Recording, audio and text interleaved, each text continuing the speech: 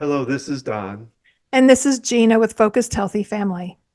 and this week we're sharing with you some of the best of 2023 from the Focused Healthy Family podcast. Each day this week, we'll rebroadcast one of our favorite episodes over this past year. So be sure to tune in every day. And also join us in 2024. So have a happy holidays, and we'll see you in the new year.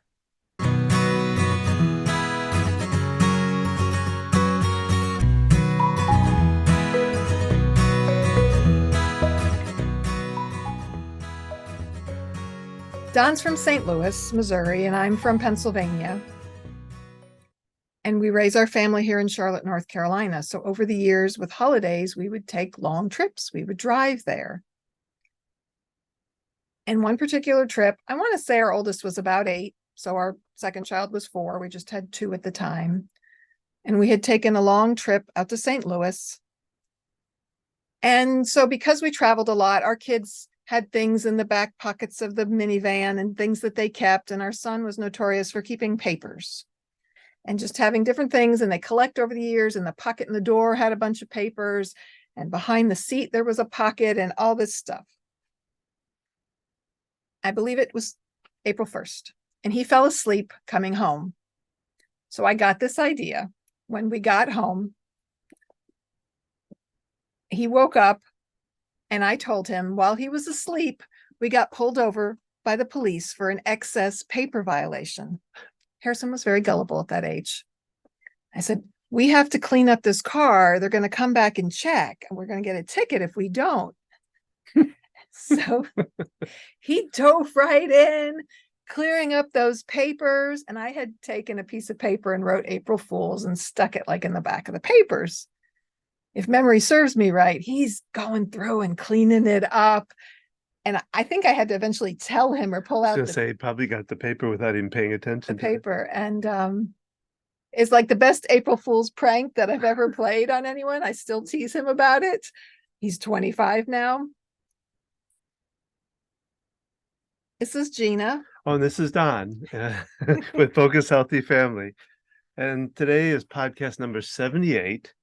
And we're talking about, we're really having a conversation with Gina and I about moving emotions and what we're going through with this move. And we're in the crux of it right now. As And well as the moving emotions. It's yes, the other yes, meaning of it. yes. And we're realizing it's getting real. Before we get into that, we'll pause for a word from our sponsor. Hey guys, it's Don here from Focus Healthy Family. And instead of our sponsor today, I wanted to take a few minutes to talk about the workshop we're doing based on this book. And we talk a lot about the book. We've talked about it in our podcast, How to Talk So Kids Will Listen and Listen So Kids Will Talk by Adele Faber and Elaine Majlis. And what we were so impressed with this that we decided to do the training the training for it and begin doing workshops on it. We've been doing them now over the last couple of years and have just been amazed by the changes that we have seen happen to parents who are dealing with kids and watching it changing how they communicate with their child, but also how it changes behavior and it changes anxiety. It brings anxiety down in the house. And like I said, I've had an added bonus to it is I use the same material, the same stuff that's in here for my adult world with my profession, because the concepts in this book, they give you real practical steps you can take to change how you communicate and make a difference between having a 15-minute conversation or a 1-hour battle. They tell you in here how to do that in many different ways.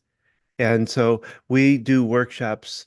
Uh, it's a 6-week workshop. It's a 2-hour a day workshop. But what we did is we split it into 2 days, 1 hour each day. We do it at noon Eastern time. And we have had people all over the world that have come onto the class, and really neat stuff. And I'm going to play for you uh, one of the parents' testimonies on what they thought of the class. So listen and see what they said.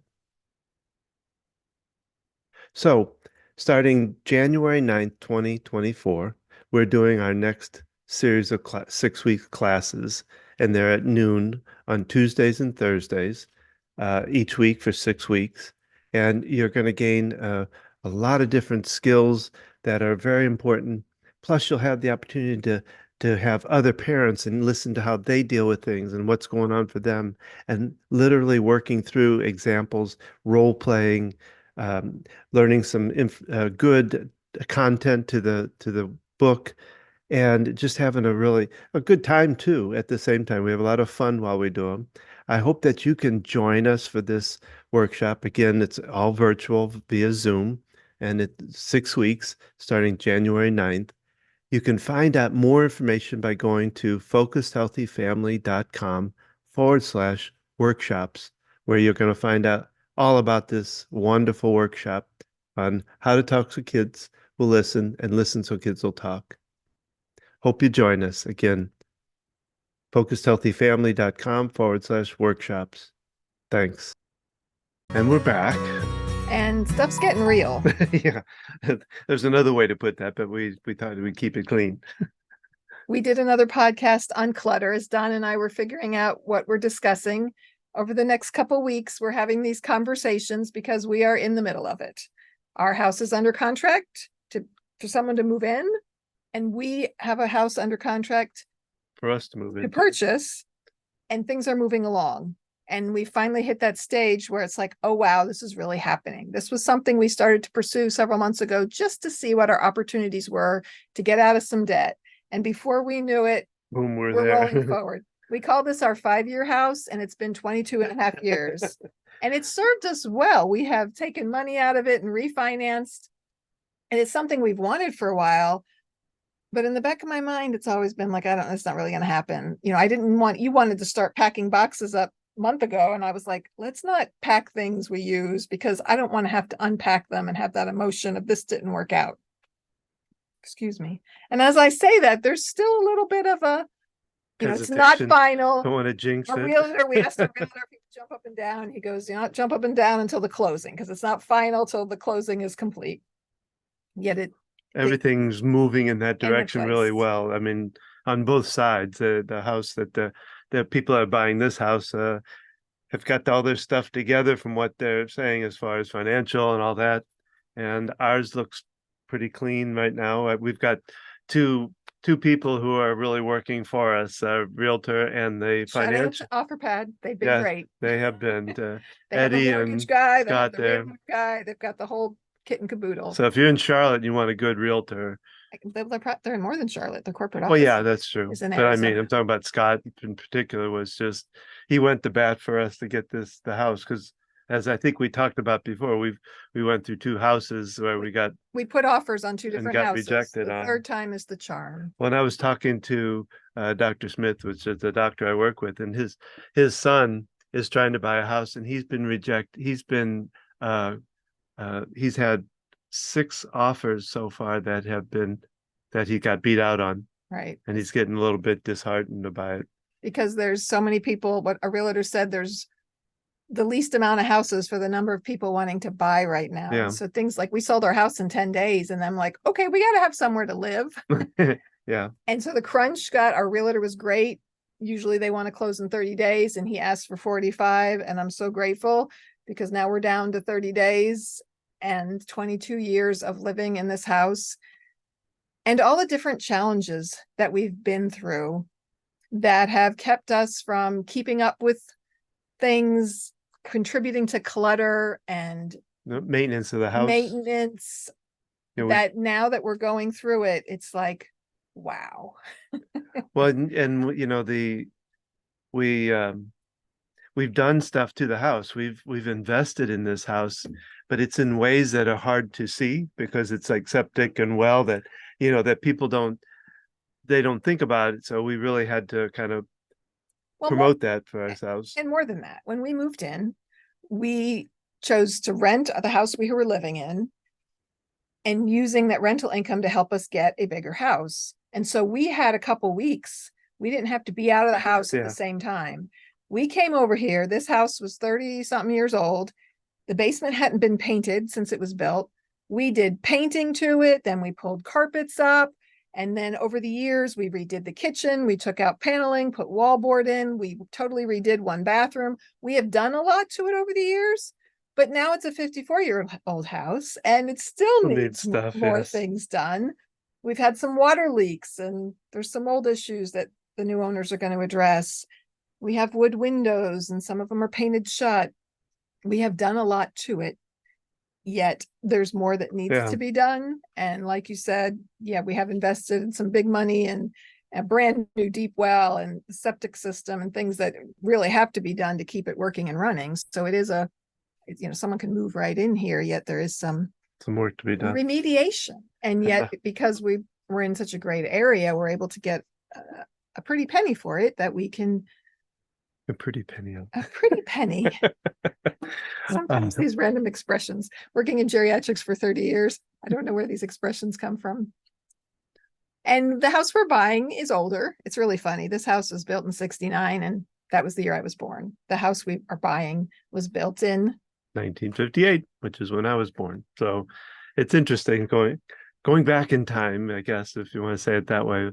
and yet this house has been remodeled. And so it's fresh paint and there's a lot that's been done. And yet, because they did a remodel on it, there are no blinds or curtains or curtain rods. We have to buy a refrigerator. There's a lot of little things Oh, I didn't think about the that blind. I didn't think about that at all. that we need to do. And there's a lot of moving pieces. And just to step back a minute, I've dealt with depression over the years, and it's bipolar 2, where I go from depression to what we call hypomania. So not full on mania where you're buying like crazy and just sort of that typical picture of what mania might look like. But hypomania, you're really high functioning. You get a lot done. You can survive on less sleep. And so you're really productive. And so it feels really good. Unfortunately, you stay in that state too long. And then I start coming down. Kind of almost like a crash in a way. And then the depression can be worse. And yet the media portrays depression as someone curled up in their bed, not able to get out of bed, not able to do anything. It took me years to realize I was really dealing with depression because I still got up. I pushed myself to go to work. Yes. Basic functions. I got sick often, but I got some basic things done. I got the kids fed. Sometimes it was just a sandwich or whatever. I did the basic cleanup. And over the years, the more different things we've happened, things like cleaning the bathrooms regularly and some other things have slowly gone the wayside. And just collecting of things, we held on to toys and clothes because our kids are so spread out in age. And I want to hold on to classic toys because someday there'll be younger kids in my life in some form. And I want to hang on to these things. And when you have the space, you hang on to it. Well, we're downsizing by 600 feet. Aren't we jumping right to great grandchildren? Yeah, I had in all the stuff we have going on and many things running through my brain. I said the silliest statement that, well, maybe our kids won't have children. I won't have grandchildren, but maybe I could have great grandchildren. And I was like, Gina. It takes another step in there somewhere. But so life is really busy. And so I am now realizing the extent of my depression and how it has affected the long range. Pulling out toys that I've had stored away that are just caked in dust. Like I took them outside to rinse them and it's just, then there's just clumps of dust. And realizing because we haven't been able to kind of do that clean out once a year or the maintaining, that I see how I was kind of barely functioning. And there are times when I was doing better and we did some projects around the house, and yet slowly things accumulate. And of course, there were life challenges in there. You had a massive heart attack in 2011. I had to go in survival mode. I had a car accident a year later. Our daughter's severe OCD flare up, getting her through that. Then our younger daughter's OCD, and you're having the open heart surgery.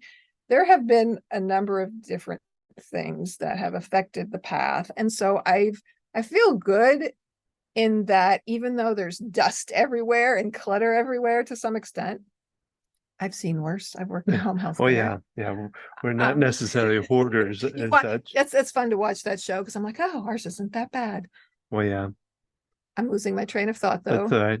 Let the train come back. Woo, woo. That doesn't All help. aboard. That doesn't help She me. get remember Harrison's little That doesn't toot. remember Sorry, me. Oh my that doesn't goodness. remember me. Well, let me. No, we So, can work with it. sorry. We'll give her.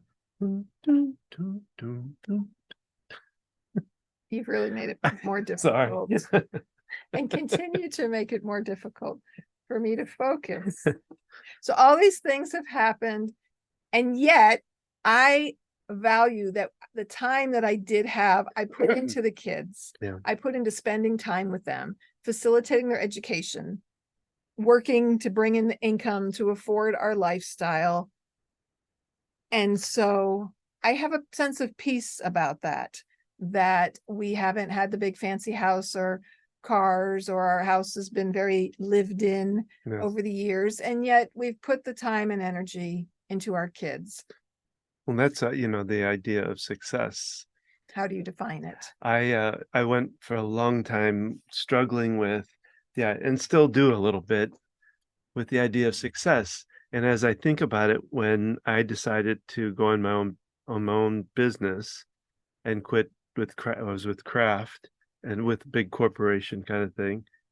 Um, I just my we talked about the goals were for I wanted to be home with the kids. Well, we both decided we didn't Yeah. want to just put our kids in daycare, that for us, we wanted to juggle parenting and we wanted to be with them. And I was traveling quite a bit even then, and so I wanted to make sure that I was the dad that they knew, that I wasn't this dad that was just there on weekends or something like that. Yeah, because you would travel like 3 weeks out of a month. Yeah, and so we set that kind of as kind of a goal in a way. Yet I think in my mind it was a financial goal that I was shooting for, and so it was a real conflict in my head, I think, in the fact of really being able to say that I was successful as a person, as a business, as a father. All of that was really hard to actually come to a understanding that I was a good dad and I was a good husband, father, whatever. So you had the value of being with your kids, and yet you also had this message that in order to be successful, you needed to bring in the income. Yes. Because I mean, I worked full time and you were building the business, and the goal was that I could cut back to part-time hours and that your income would step up. And it didn't do that, as we, Eventually, it took a long time. It yeah. did eventually. Well, yeah, because I sold the business and all.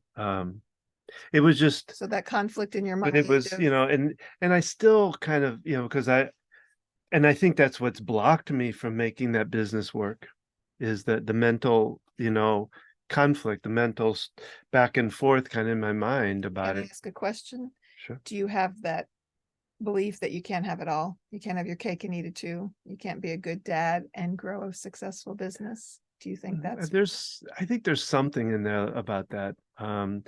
Or you can't do the type of business that, being that I'm coaching and we're working with parents, that you can't make money, you shouldn't make money doing that because helping you're people? helping people, so those are all things I think that play in my mind, and I think they cause me a different type of depression because it stops me from functioning sometimes.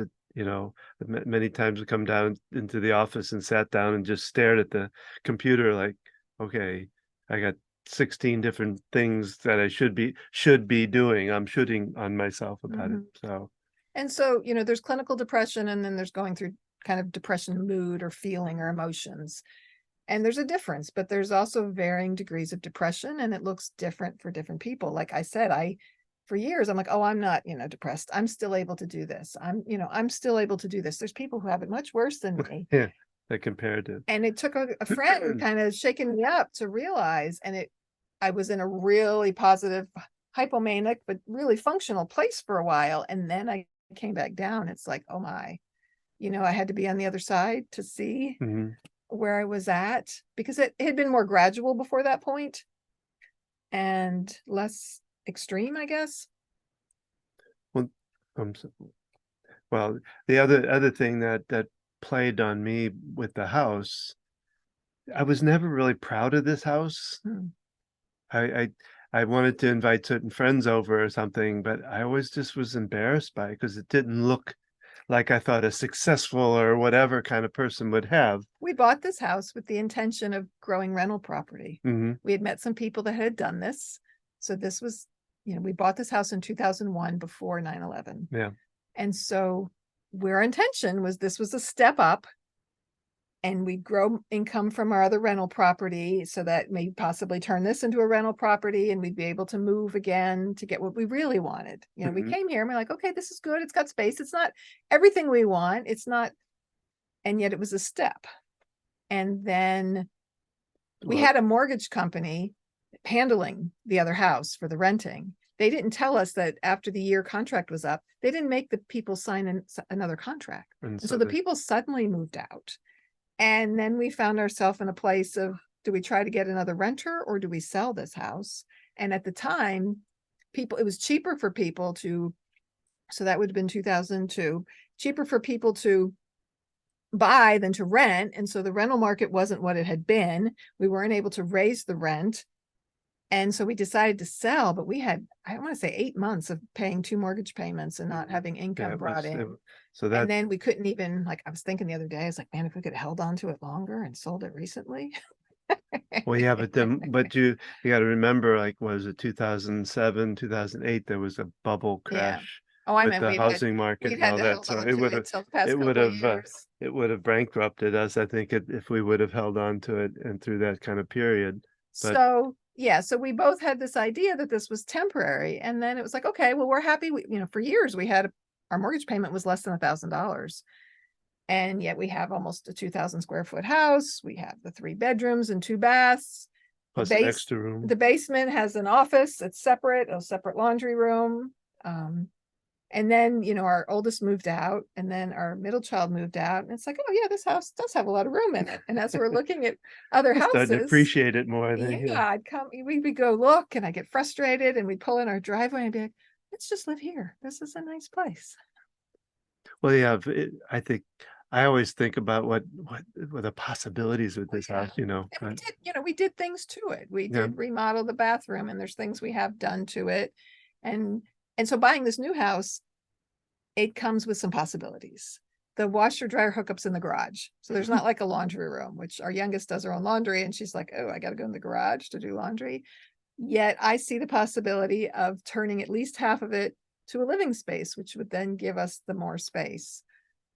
And so what's going on? We're moving with emotions and we're moving the emotions as we're doing these processes, right? That's what EFT does. It Yeah. helps you move your emotions. And so for me, this experience has been a lot of kind of eye-opening realizations. I keep calling it my holy shoot moments. Either Glean. It just has so much more power when you say it the other way. And just how real this is and how we've wanted this. And it's like, I found in one of my notebooks several months back, you and I sat down and looked at what we needed to do to grow the business and financial and to get out of debt. And we kind of spelled through things. And I was like, oh my, I forgot we did that. I'm like, that's what we're doing. We're going to, We created this. when we sell the house, we are clearing out credit card debt completely and even our car loan. So we will only have a mortgage payment. And I'm like, look what we manifested. Like, just having that conversation and talking about it for so long, we felt like we were talking but getting nowhere. Mhm. And so I held on for a while, just worried, is this really going to happen? The first offer pad said, we'll just buy your house as is. We take over and clean it up so you don't have to worry about showings. Well, then they're like, no, there's too much work. So we'll sell it as is for you, but you have to have showings and all this. And it's like, okay, is this really going to happen? And we got an offer from an investor who offered way lower than what we wanted. And you're like, should we take that? And it Yeah. only been on the market a couple days. And we had other people that we thought were interested and they Yeah. really weren't. And then we got that offer but it was still like, is this really going to go through? They do the inspections, all the different processes. There's so much involved in this. Well, what's neat is to hearing, from our realtor, what this couple that wants to buy it's they're looking at this house. They have a brother-in-law that can do construction, and they're looking at this house as their forever house, is what they told the realtor. And I think that's really kind of cool, Well, to see it go to somebody that's going to have build memories here just like we and did. they're going to do the upgrades that we are not able to Yeah, afford to do right now to stay. And we and also want to get into a ranch, and get away from the steps of the split level. because my knees go out more than we do. Um, but to hear, our realtors like, if someone's got to have that vision to come here and see, okay, a little bit of work, and then this house is going to be worth a whole lot more than they just bought it for. And their realtor saw that same vision. Yeah, And so I actually met them. They came here and they're talking about putting in brand new cabineting in the kitchen, which I'm like, oh, we're going to clean out the bathrooms because I was asking about some cabinets we'd put in. Oh, you can take all that, and they even said they might redo the bathroom that we redid 10 years, no, 14 years ago. We first redid it. And then 5 years ago, we did the shower and had it nice, beautiful yeah, he did ceramic it. tile shower and I'm gonna take everything. that with us. And then I'm like, oh, that kind of got to my heart, like, because they're like, it must be weird having people in your house. I'm like, no, I know this house needs space, but that was the one thing that got me. Like, you're gonna rip out all that work we did with those pretty Yeah, tiles, and it really looks nice. It still looks nice. That's what's neat about it. The guy did such a great job that it hasn't gotten cruddy or, um, so, but they have a young family, they have young kids, and they're gonna come in and they're gonna do cleanup work on it. Because we didn't first, I thought, oh, whoever's buying it's just gonna flip it. And so it feels good knowing that someone else is looking to grow a place for their family. The area we live in isn't ideal for schools, and just the location is great. And so we're moving to the complete opposite side. We live on the far east side of the county. We're moving to a county west of us. So that Charlotte's huge. So that's a long distance. And so it's like we're gonna have to get used to a whole new area of town and everything. And so it's like moving to a new city to some extent. So there's just so many different change going on. And with my depression, I've been really stuck in that I do the minimum. I get done what I need to do. I drive to work. It's an easy drive. I can do it in my sleep because I've been doing it so long that I'm realizing, wow, and I've been kind of like, you see me playing on my phone and kind of disappearing into my game. And that's not causing my depression. It's a sign of it, that I feel overwhelmed. I've known for years that there's areas that need cleaning up in the house. I've been very aware of it. I've had the intention, and I have gone through and cleaned things at times, yet I get overwhelmed by, wow, there's just so much to do. So now I'm stepping up into it, and it's just like, wow, there really is a lot here. And wow, I really, and I'll have moments when I'm like, Gina, if you had cleaned this up years ago, or if you had, and I'm like, okay, so you're shitting on yourself. This is where you're at. All the experiences you've been through have brought you to where you are right now. And I have to move forward. And at the same time, I need to stop and say, okay, so I'm feeling that. I'm feeling the heaviness of this burden, of the clutter that we have, the dust that's built up in some of these items. And we have to now decide what we're getting rid of, and feel that emotion, and not just say, oh, don't, it's okay, Gina, you did the best you could. Because if I just push it away and I don't sit in the motion for a minute, I'm not really moving on from it. Yeah. Does that make sense? I'm thinking right now, what's going through my head is the final episode of Friends, when they're all standing in Monica's apartment, looking at the empty apartment Oh, and saying goodbye, and thinking about the day that we have to do that. you're making me cry now.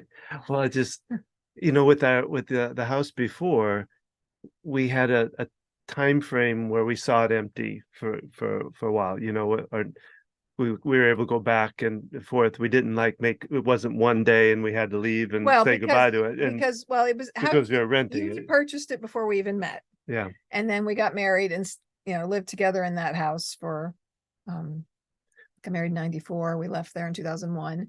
But because we rented it, we went back and cleaned it up. And after the renters moved out, we Yeah. went back and So did work on it wasn't like it was one shot and gone kind of thing. And so I just think about it as I walk around and we're cleaning up, and I'm seeing the marks in the wall, and some holes that have been from the not so good times when things were thrown around, or but all little memories Oh, I remember when that happened. I remember, oh, that, and I noticed on the one between the living room and the kitchen on the post we have Marked heights. heights and dates, and so it's like, that talking about emotions, that there's so many wrapped in this spirit of this house that Mhm. it's going to be a little tough to say goodbye.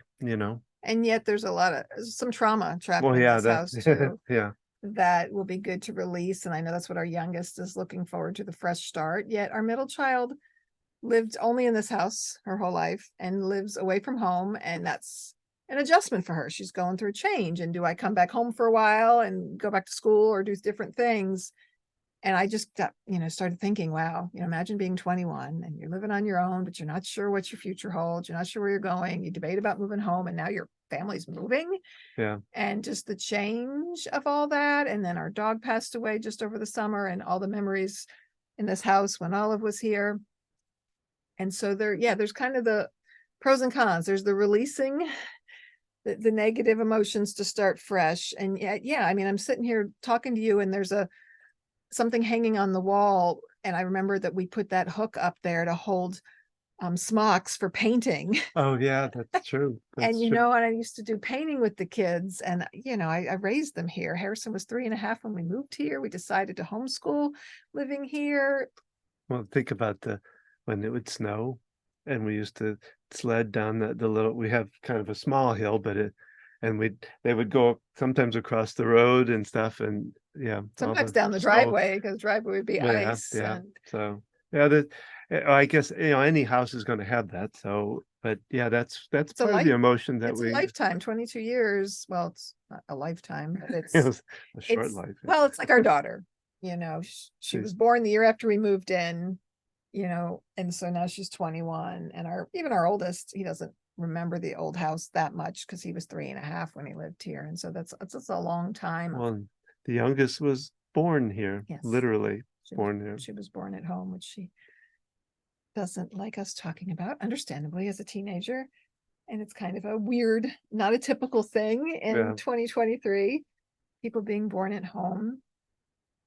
And just the finality of having to pack all this up, and then the logistics of, like, we were talking to the mortgage guy the other day going over the final numbers, and he's talking about our homeowners insurance. It's like, oh shoot, that's something else we have to do. We have to contact our homeowners insurance. Uh, So we have and all the different pieces that are in place, all while clearing out clutter, getting packed up. We're going to pay for someone to load our stuff, but we're not paying for someone to pack it, and running a business, and me working part-time and helping our 14-year-old her homeschool world and getting her involved in things, helping our 21-year-old. There's a lot of moving pieces in place as we're doing all this. And as we're going through all of this, emotions yeah.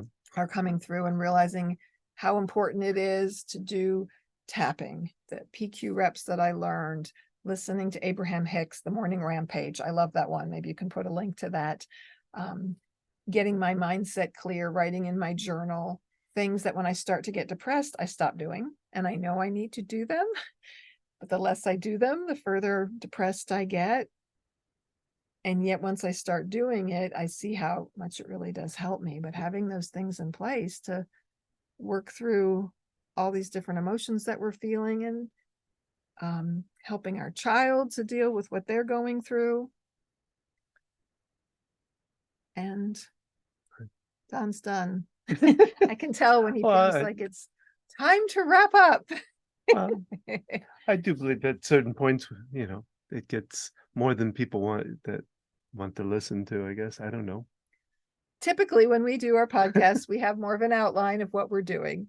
Oh, the past few podcasts and the next several are these conversations that we're having because we're in the midst of things. We're trying to figure out how to do a podcast walking around and packing up. Yeah, The kind multitasking of kind of. sharing in the journey with us, because